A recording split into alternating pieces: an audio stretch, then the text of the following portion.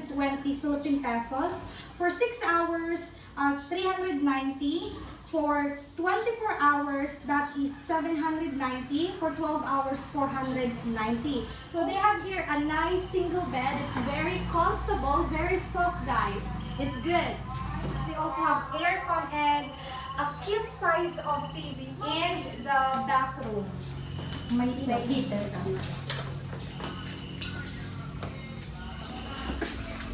So, wow, the bathroom is big, guys, and it's very clean. They have, oh wow, they have like they have a heater. So if you want a warm bath, you could do that. And the bathroom, it's good.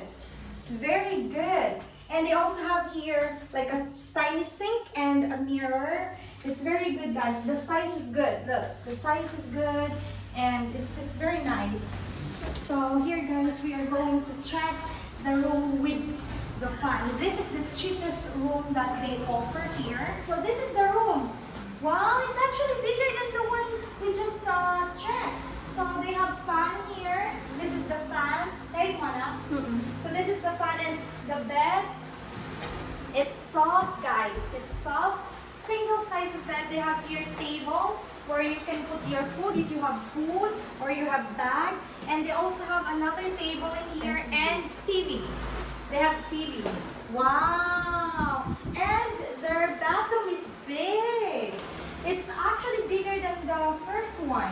So the same thing, they have mirror, they have sink, the toilet, except this one they don't have the heater, right, Ma? Yes, they don't have the heater, so only like this faucet here. So, but it's nice. Fresh water in the Philippines are the best. Now let's check the drive-in. Because they have actually 4 different kinds of rooms, guys. Okay? The one with the fan, the one with aircon, drive-in, and the family room. So we are going to check all of them with Madam. Oh, wow! It's huge! This is beautiful. So look at this, guys. They have here the garage. Look, you can put your car there, your motorcycle, anything, any kind of vehicle. You can park it here, and this is your drive-in, guys. So come on. So yes, guys. Now we are here on the 3rd room, which is the drive-in. It is wow, bigger than the 2 rooms that we just visited, the one with the aircon and the one with the fan. So as you can see, it's more spacious this time.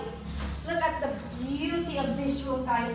Okay, another single bed, a soft single bed. They have a nice table in here. Look, table for 2. Oh my God, if you have like babies or kid, like, you know, young kids, they could play here. It's big, spacious, guys. And they have here the room, the bathroom. Let's check, guys. Wow. Oh, so Madam just said that there's also a heater here. Oh my God, this is nice. Look at this, guys. They have heater, so if you want a warm bath, perfect. And you know, the toilet, the thing, and you're just going to push it, and it's working. Okay, so this is the bathroom, guys. Next, guys, is they have also aircon.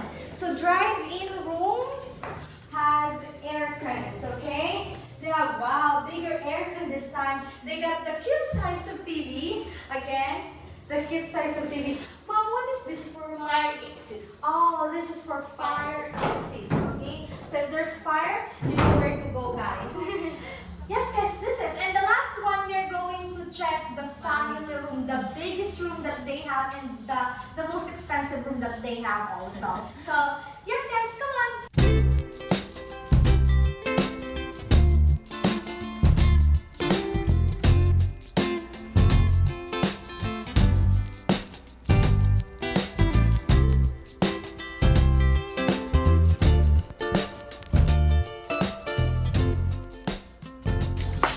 Okay guys, so this is the family room, the biggest room that they have, and also the expensive one that they have. Oh my God, it's very refreshing inside. How I wish you were here, guys, with us right now. So how much for this, ma'am, for 3 hours? Walang Ano? Oh, I'm sorry, guys. I'm sorry, guys. 700. Okay, so Madam just mentioned no 3 hours, guys. Unlike the 3 rooms that we visited, we Good checked. for 3 only. Good for 3 people, and it's only available for 12 hours, which is 12 hours, 700. 24 hours, 1,200. okay, 1,200 for 24 hours. Wow, it's still very like affordable. So they have 2 bedrooms here. I mean 2 bedrooms, 2 beds, 2 beds, guys. They have 2 beds and good for 3 people.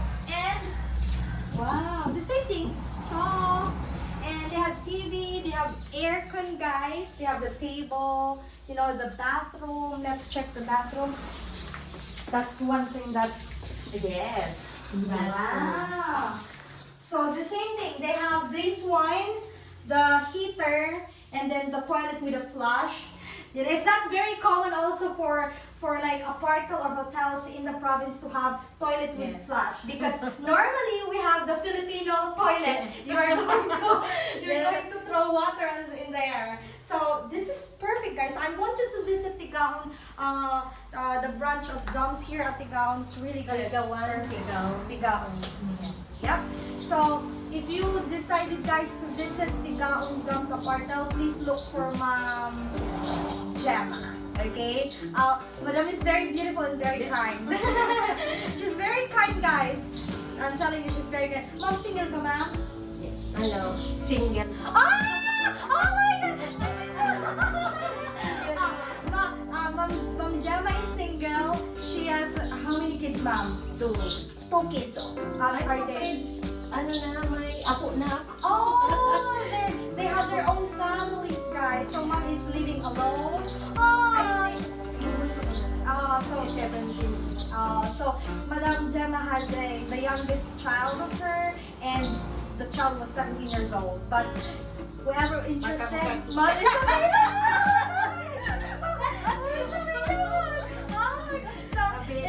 if you're interested, guys, mom is very kind. Oh my goodness, you're very kind. You can comment down below, guys. Mom is available. She's single. Mom Gemma. Okay, guys. So, yeah. Thank you for watching. And if you have questions, you can comment down below. If you want Mom Gemma's number, comment down below. Or her Facebook. Number ko. So, she has her number here. But yes, guys, if you have questions, you can comment down below. Thank you so much for watching our videos. Once again, this is Lorie and Mom Gemma. Have a nice day. Bye-bye. Peace.